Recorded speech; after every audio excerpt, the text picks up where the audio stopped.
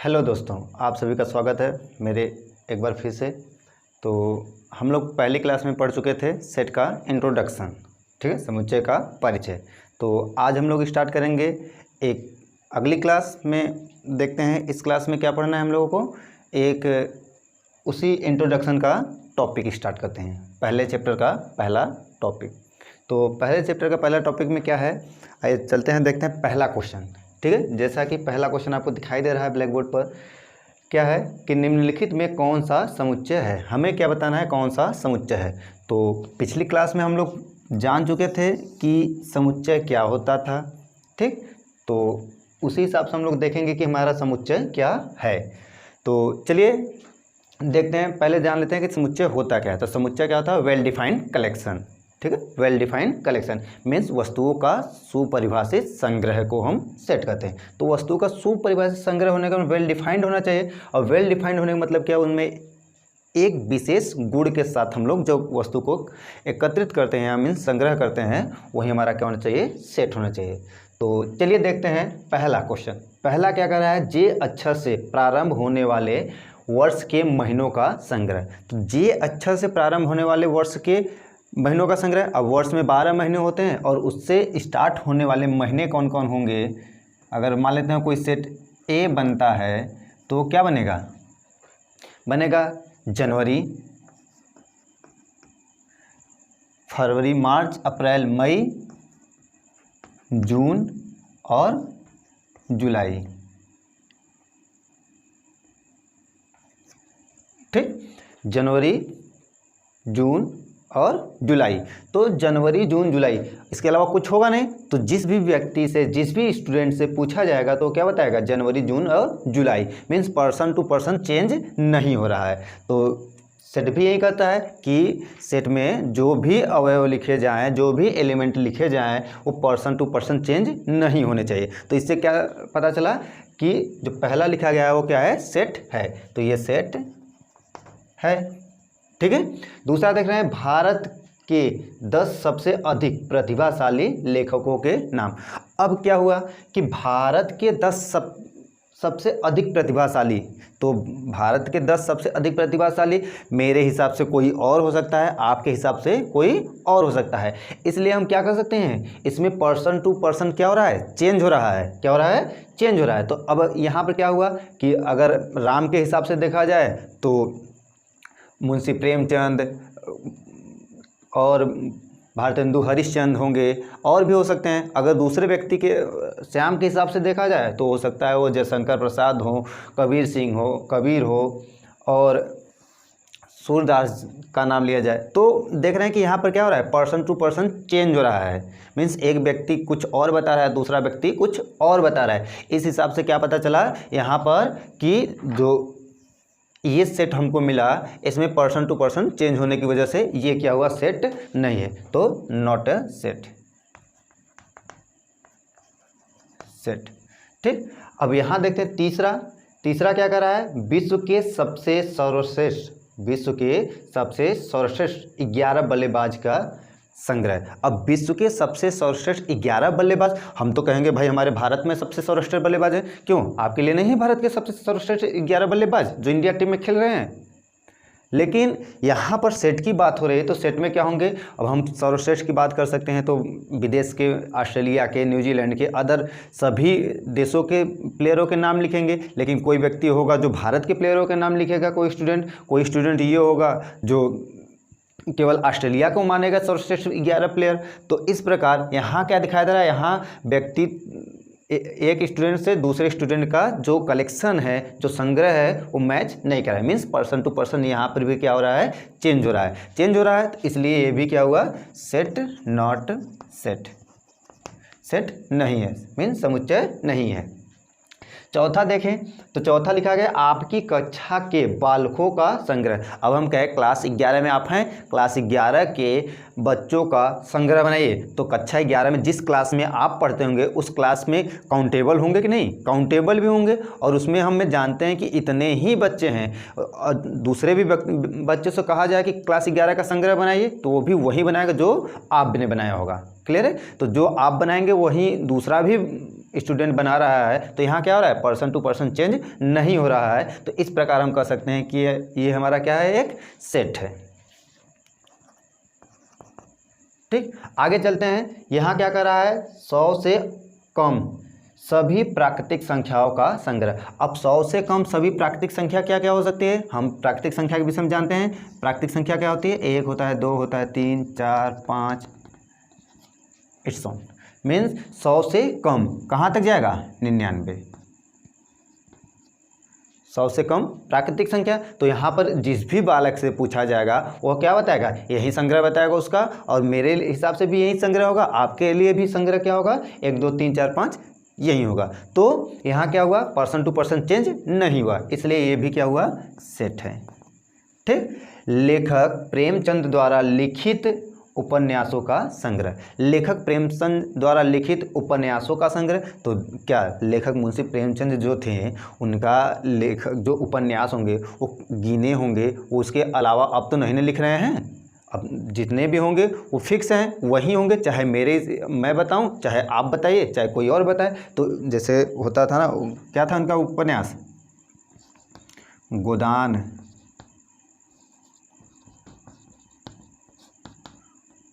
गबन आदि जो भी है, ये हम बताएं, चाहे कोई दूसरा स्टूडेंट से पूछा जाए तो उसके लिए भी क्या होगा, यही गोदान गबन आदि जो भी उपन्यास होंगे उसी का नाम लिया जाएगा। तो इस हिसाब से क्या पता चला, ये भी क्या है, एक सेट है। सभी समपूर्णांकों का संग्रह। सभी समपूर्णांकों का संग्रह बताने के लिए हम क्या बताएंगे, जो पूर्णांक होंगे उसमें सम संख्या होंगे, सम संख्याओं को एक जगह लिखेंगे तो ये क्या बताएगा, सेट ही तो बताएगा। ये पर्सन टू पर्सन चेंज हो जाएगा क्या, नहीं चेंज होगा। मेरे लिए जो समपूर्णांक होंगे और आपके लिए जो समपूर्णांक होंगे, जो श्याम के लिए भी समपूर्णांक होंगे, वो सभी क्या होंगे, समान होंगे। समान होंगे तो -2 -4 -2 2 4 ये सब क्या है, समपूर्णांक ही तो है। ठीक है, अब आगे क्या कर रहा है, तो इससे क्या पता चला, ये भी सेट है।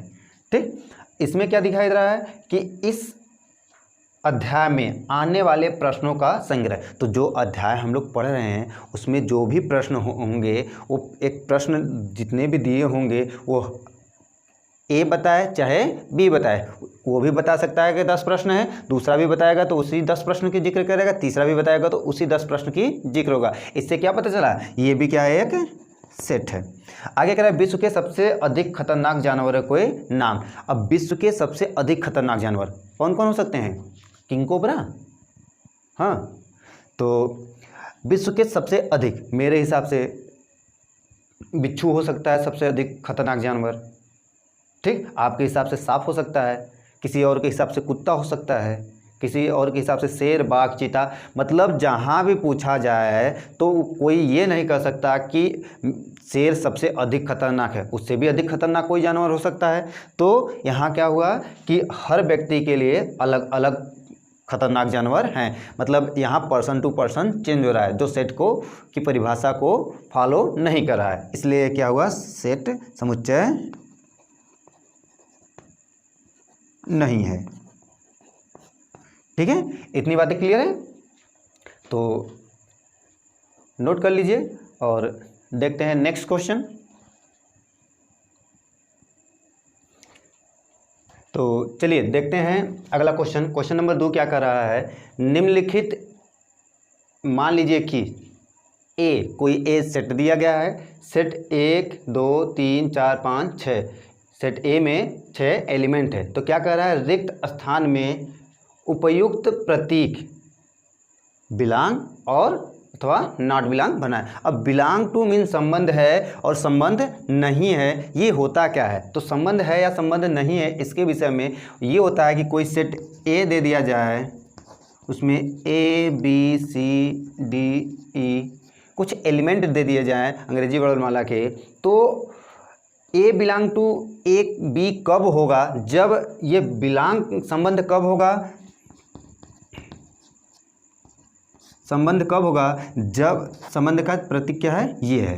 ठीक है, तो ये कब होगा, जब बी अवयव एक में सेट ए में प्रेजेंट हो। जब ये बी अवयव सेट ए में प्रेजेंट हो तो हम क्या कहते हैं, बिलोंग, मीन्स संबंध है। अगर यही कहा जाए कि एफ बिलोंग टू ए, तो देखेंगे कि सेट ए में ये एफ वाला एलिमेंट क्या है, तो यहाँ दिखाई दे रहा है, नहीं है, तो इसे कहते हैं not belong. Not a belong means element set ए में उतने जो एलिमेंट प्रेजेंट होंगे उसी को हम यहाँ बिलोंग द्वारा दर्शाएंगे, और जो प्रेजेंट नहीं होंगे उसे नॉट बिलोंग द्वारा दर्शाएंगे। ठीक है, बातें क्लियर है इतनी? तो चलिए देखते हैं क्वेश्चन में। तो पाँच जो ये देखिए, इसे कहते हैं अवयव। ये क्या होता है, अवयव। ठीक, और ये क्या होता है, समुच्चय। तो बी अवयव, ए समुच्चय। तो अवयव समुच्चय ए के साथ संबंध है कि नहीं, एलिमेंट एफ समुच्चय ए के साथ संबंध है कि नहीं, इस बात पर देखना है। तो चलिए देखते हैं कि 5 ए के साथ संबंध है। तो देखिए सेट ए में 5 है, तो मीन इसका संबंध इसके साथ है। ठीक है, अब देखिए 8, क्या 8 इसका ए का एलिमेंट है, अवयव है, तो नहीं है, तो मीन्स नॉट अ बिलोंग। 0 क्या इसमें अवयव है, नहीं, तो क्या हो जाएगा, नॉट अ बिलोंग। 4 है, जब 4 है तो हम कहेंगे संबंध है। 2 क्या 2 इसमें नहीं दिखाई दे रहा है, दिखाई दे रहा है, तो संबंध है। आगे 10 देखिए, 10 इसमें से क्या सेट ए में अवयव 10 है, नहीं है, तो नॉट अ बिलोंग। तो बिलोंग और संबंध न होने का सिंपल सा लॉजिक है, आपके परिवार में आप हैं तो आप उस परिवार से संबंधित हैं, अगर नहीं कोई दूसरा व्यक्ति आ गया तो उस परिवार से संबंधित नहीं है। वहीं बिलोंग और नॉट बिलोंग का मतलब होता है, सिंपल सा है। ठीक है, तो कर लेंगे। ठीक है, तो नोट कर लीजिए। चलिए देखते हैं आगे। तो क्वेश्चन नंबर 3 क्या कर रहा है, निम्नलिखित समुच्चय को रोस्टर विधि में लिखिए। अब रोस्टर विधि में लिखने का मतलब क्या हुआ कि रोस्टर विधि, पहले ये जान तो ले कि रोस्टर विधि होता है क्या। तो पिछले क्लास में तो बताया गया था इंट्रो में कि रोस्टर विधि क्या होता है, कि ऐसा समुच्चय को निरूपित करने के 2 तरीके होते थे, रोस्टर और निर्माण विधि। तो रोस्टर विधि क्या होता है कि उसके अवयवों को, उसके एलिमेंटों को व्यक्त करता, दिखाता है, क्या उसमें क्या, उस सेट में कौन सा एलिमेंट किस प्रकार है, क्या क्या एलिमेंट हैं। जैसे कि देखा जाए तो पहला क्वेश्चन कह रहा है कि सेट ए क्या है, यक्स क्या है, वह एलिमेंट है। यक्स क्या है, वह एलिमेंट है। यक्स कैसा एलिमेंट है कि यक्स एक पूर्णांक है, और वह कैसा है, यक्स कैसा होना चाहिए, -3 से बड़ा और 7 से छोटा। तो हम वो सेट बनाएंगे, तो क्या होगा हमारा,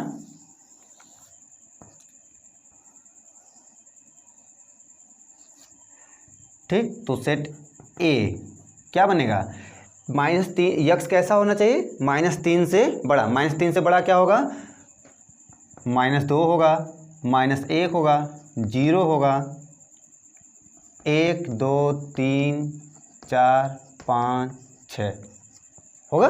6 7 तो लेंगे नहीं, क्योंकि 7 से छोटा होना चाहिए। अब पूर्णांक संख्या भी है, तो क्या बन गया, ये कौन से फॉर्म बन गया, रोस्टर विधि में।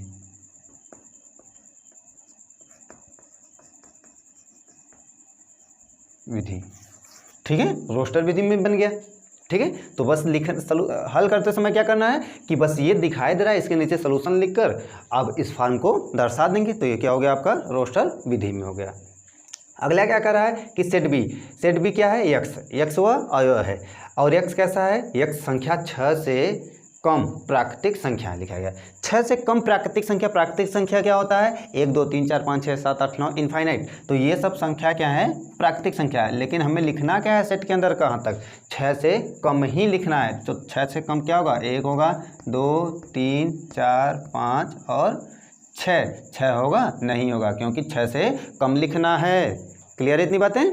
चलिए आगे देखते हैं। तो अगला क्वेश्चन क्या कर रहा है कि यक्स क्या है, यक्स वह है जो 2 अंकों की ऐसी संख्या जिनके अंकों का योग क्या हो, 8। अब 2 अंक की मीन्स दहाई से स्टार्ट होने वाले और 99 तक के सभी संख्याओं में उन संख्या को खोज के निकालिए जो क्या हो, जिनका अंकों का योग क्या मिले, 8। जैसे 17 है, 17 26 35, तो लिखते हैं सेट सी 17, 26, 35, 44, 53,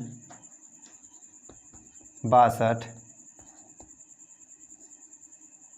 71 और 80 नहीं है, 80 भी है, इसके आगे नहीं है। तो अंकों का योग देखिए 80 में भी अंकों का योग, 2 अंकों का योग जोड़ रहे हैं, जोड़ के देख लीजिए 0 और 8, 8 मिला, 1 और 7, 8 मिला, 6 और 2, 8 मिला, 5 3 8, तो अंकों का योग क्या है 8 मिला है।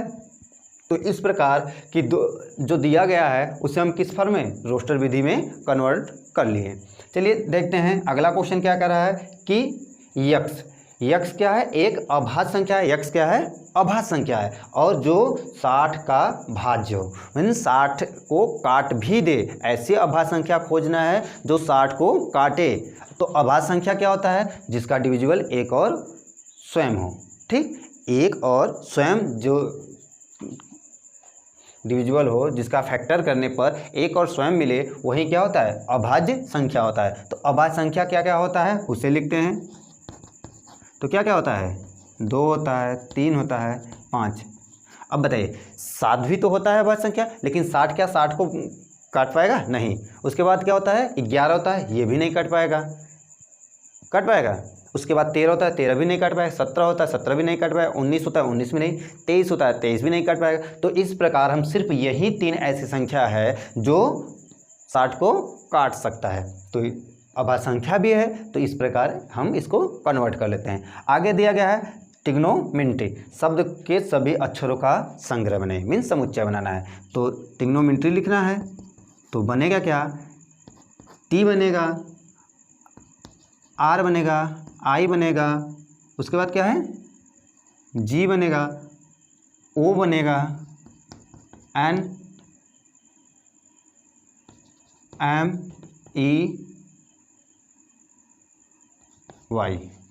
अब कहेंगे सर आपने तो वो एक बार लिखा गया, टी एक बार लिखे, आर एक बार लिखे हैं, इसमें तो एक एक छूट गया है। तो क्या बताया गया था कि सेट में जो अवयव होते हैं उसको हम क्या करते हैं, दोबारा नहीं लिखते हैं, मीन्स सेट वेल डिफाइंड होना चाहिए, एक बार ही उसे, एक बार में तो एक ही, तो हमें तो सेट के रूप में लिखना है ना, तो उसका मीनिंग बताना है कि ये ट्रिग्नोमेट्री लिखा गया है। हम तो सेट को अवयव को, उसके एलिमेंटों को अलग अलग दिखाते हैं, अलग अलग दिखाएंगे तो इसी प्रकार तो दिखाएंगे, ठीक है। इतनी बातें क्लियर है। तो आगे देखते हैं बेटर, बेटर ऐसे ही लिख सकते हैं, आप लोग जानते हैं बेटर है, तो आप खुद बेटर हैं, BETR, बेटर है ना, आप खुद बेटर हैं, ठीक है। तो बदल सकते हैं रोस्टर विधि में, किसी भी सेट को रोस्टर विधि में बदलने का तरीका। तो चलिए नोट कर लीजिए, नोट कर लीजिए। चलिए देखते हैं अगला क्या कर रहा है क्वेश्चन नंबर 4, कि निम्नलिखित समुच्चय को निर्माण विधि में लिखिए। अब निर्माण विधि में लिखने का मतलब क्या हुआ कि उसके अवयव जो दिखाई दे रहे हैं उसकी प्रॉपर्टी, उसके गुण को बताए कि उसके गुण को हम किस प्रकार लिख सकते हैं, ठीक है। उसके गुण को दिखाना होता है, जैसे कि अगर 1 3 5 7 9 ये संख्या दिया गया है, तो इसे हम दिखाते हैं कि सेट ए यक्स, यक्स वह अवयव है जो कि यक्स क्या है, एक विषम प्राकृतिक संख्या, ठीक है। यक्स क्या है, एक विषम प्राकृतिक संख्या, 1 2 1 3 5 7 9 डॉट डॉट डॉट, ये सब क्या है, विषम संख्या तो है। तो यक्स वह एलिमेंट को दर्शाएगा, और ये यक्स बताता है कि यक्स हम कैसे हैं, हम ये यक्स कैसा है, यक्स एक प्राकृतिक संख्या का संग्रह है, ठीक है। तो इसी हिसाब से आप लोगों को इसको हल करना है। तो चलिए देखते हैं सलूशन क्या होता है इसका। तो चलिए देखते हैं इसका हल।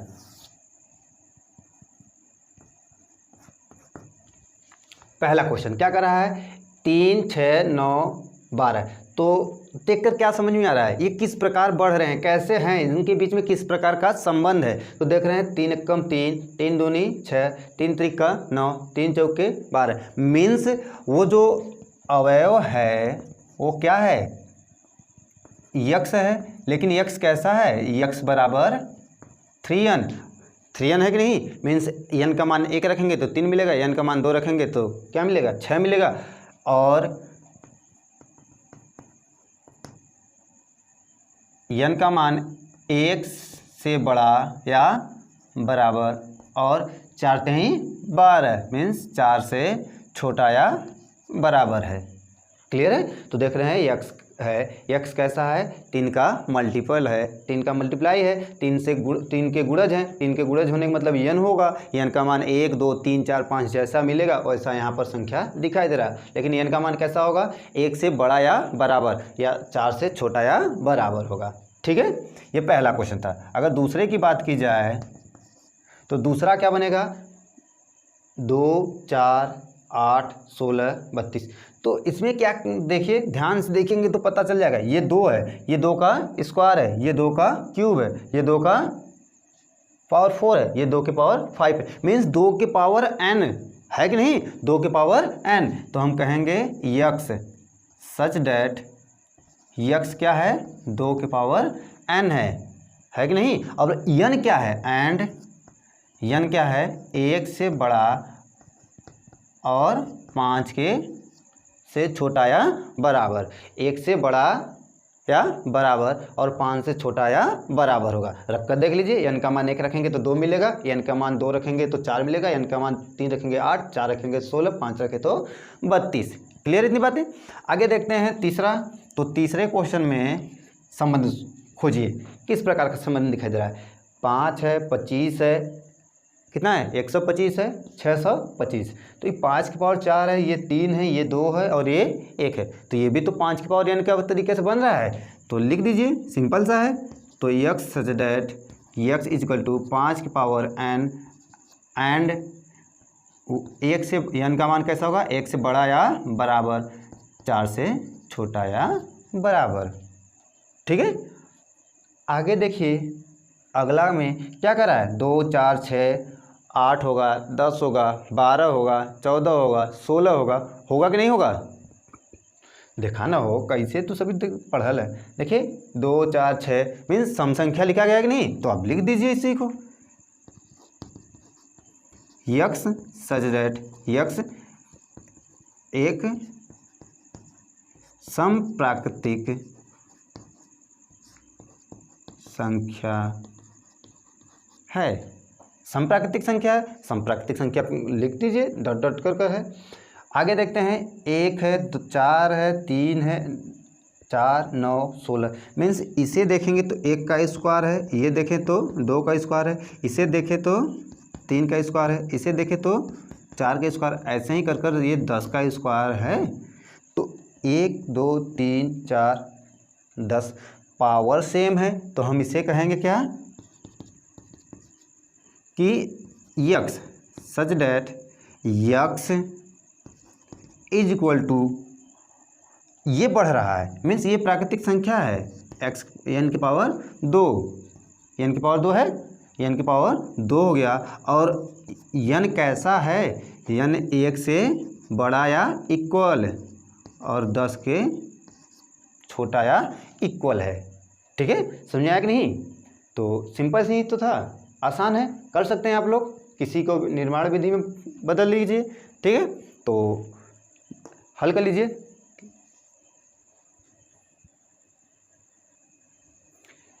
चलिए देखते हैं अगला क्वेश्चन। अगला क्वेश्चन क्या कर रहा है, निम्नलिखित समुच्चय के अवयवों को सूचीबद्ध कीजिए। मीन्स जिस क्रम जिसमें दिया है उसके अपोजिट, मीन्स ये दिया गया है आपको निर्माण फॉर्म में दिया गया है, तो आप इसको रोस्टर विधि में बदलिए। तो इस पिछले क्वेश्चन में आप लोग बदल लिए हैं, जान चुके हैं कि क्या करना है।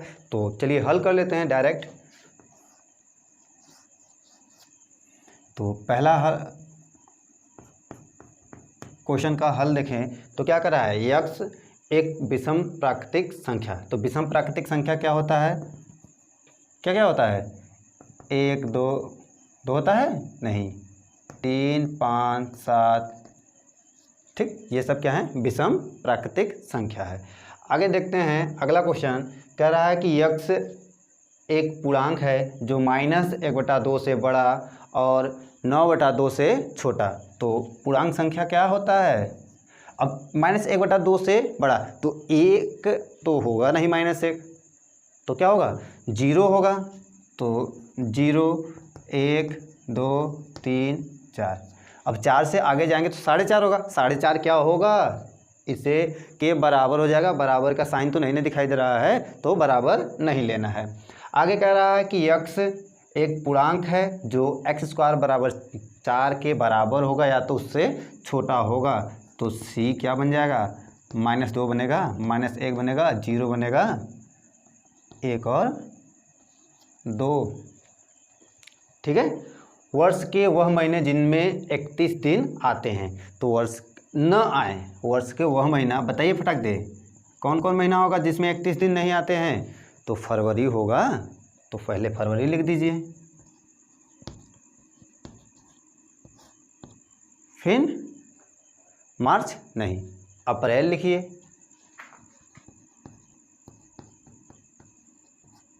मई नहीं, जून,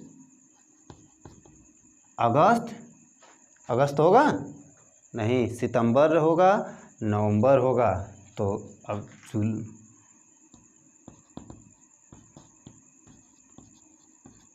सितंबर और नवंबर।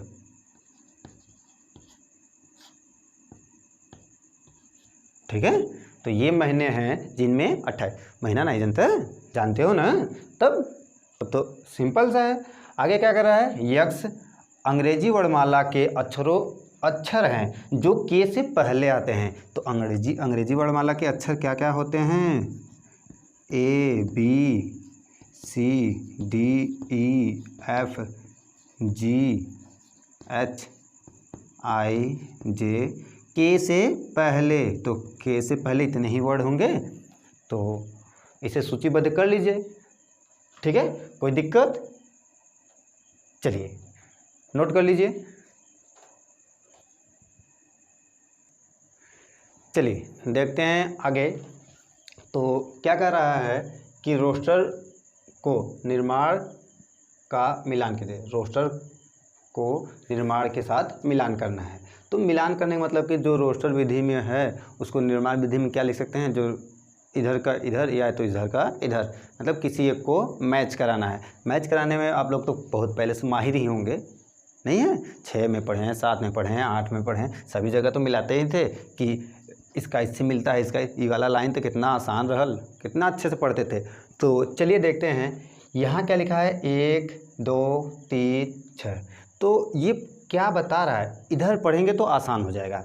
तो पहला क्या कह रहा है, यक्स सच डेट यक्स, यक्स क्या है, एक अभाज्य संख्या जो 6 का गुणज है। अभाज्य संख्या क्या होता है, 2 होता है, 3 होता है, 5 होता है, 6 7 होता है, तो 6 का भाज्य भी होना चाहिए, 6 को काटता भी हो, ऐसा हमें क्या निकालना है, अभाज्य संख्या निकालना है। तो इधर आते हैं, तो 2 और 3 देख रहे हैं क्या है, 2 और 3 अभाज्य संख्या है जो इसे मैच करा रहा है। तो दूसरे का अगर सलूशन लिखना चाहे तो इसी में बता दें, चलिए देख लीजिए, तो दूसरे का ए के साथ मैच कर गया, मैच किया कि नहीं, क्लियर है ना। चलिए आगे देखते हैं, अगला क्या कर रहा है, यक्स क्या है, वह 10 संख्या 10 से कम विषम प्राकृतिक संख्या। अब 10 से कम विषम प्राकृतिक संख्या खोजा में कहाँ लिखल गया, 1 3 5 7 और 9, तो ये सभी क्या है, विषम प्राकृतिक संख्या है। तो विषम प्राकृतिक संख्या मीन्स चौथे का मिलान किसके साथ हो रहा है, बी के साथ हो रहा है नहीं। आगे देखिए, यक्स क्या है, प्राकृतिक संख्या जो 6 का भाज्य है। अब न तो सम की बात किया है न तो विषम, डायरेक्ट प्राकृतिक संख्या 1 होता है, 2 होता है, 3 होता है, 6 भी है, तो 6 का भाज्य भी है, मीन्स पहले का सी के साथ, तो बची तो गल तीसरे का डी के साथ, ना लिखल गल मैथमेटिक्स लिखा गया ना। तो इतनी बातें समझ में आई। चलिए आगे अब हम लोग पढ़ेंगे, इसके बाद अगला टॉपिक होगा उसको हम नेक्स्ट क्लास में पढ़ेंगे। तब के लिए धन्यवाद।